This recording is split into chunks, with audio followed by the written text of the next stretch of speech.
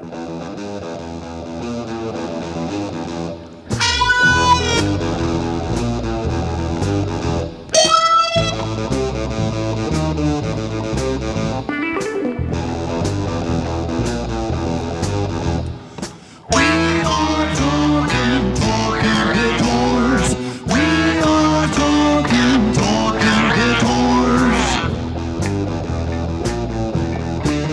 was just me in the mirror.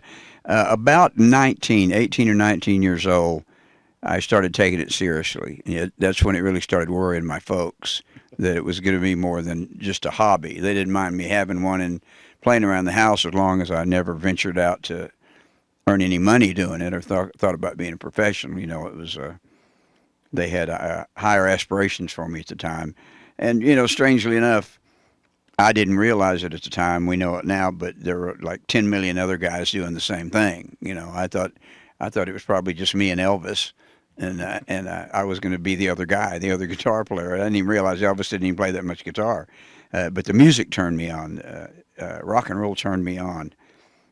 Bugs because you were bugging him to show you licks? No, I got that from I was in a band in Tyler called Mouse and the Traps that had some national success in the 60s. And Mouse's name was actually Mighty Mouse, and everybody called him Mouse.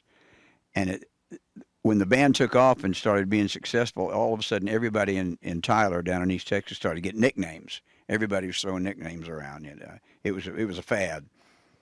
And actually, Mouse gave me that. He was going to call me. It was from Bugs Bunny is what it was from.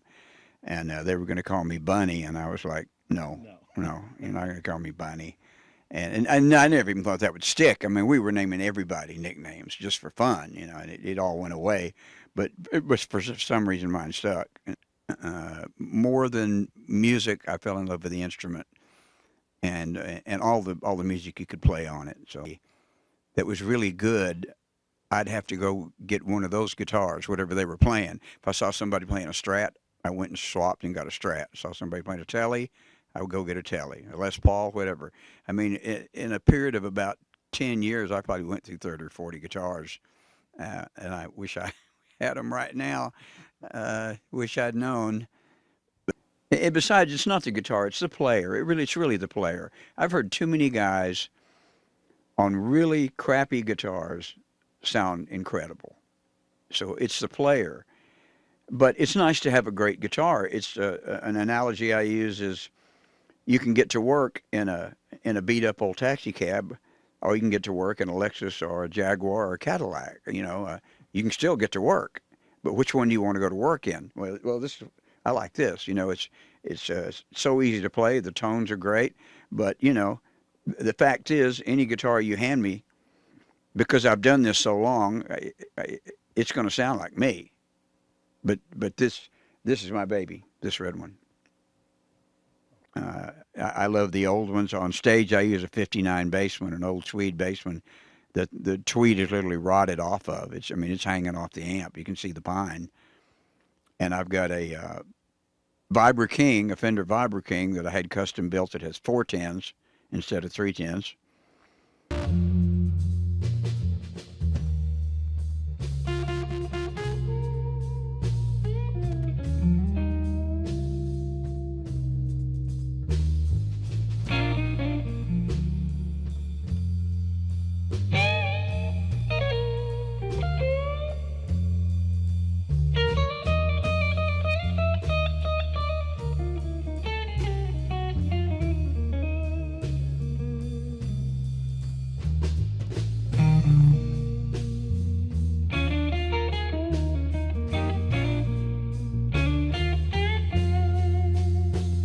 Okay, I have the pleasure of having the Shuffle Kings play one of my songs with me today. My song's called Ain't That the One, which in Okie translates to Isn't That the One? But the chords are G7 and C, G7, back to D7, back to G7, C, G7, B flat, C, G7, repeats B flat C, like like that. It's called Ain't That the One. Here we go. 3, 2, 1, play. Ain't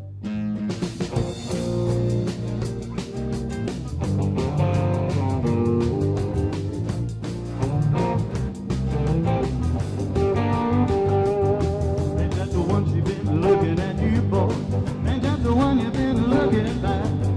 Ain't that the one that's gonna give you true joy?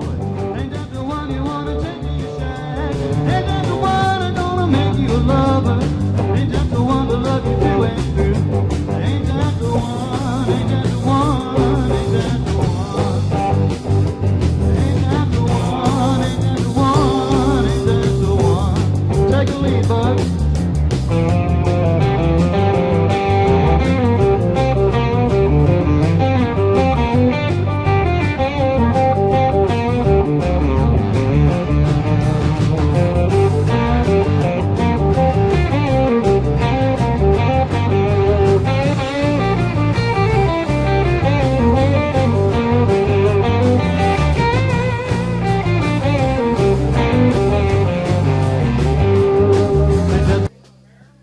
Are you getting a good shot here?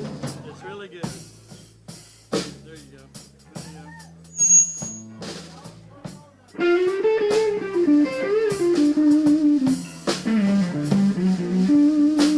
All right.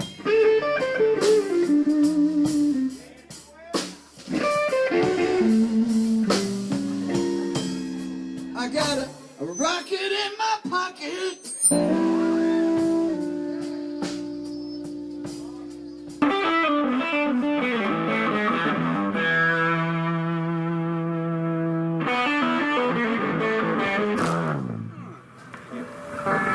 How are we so far?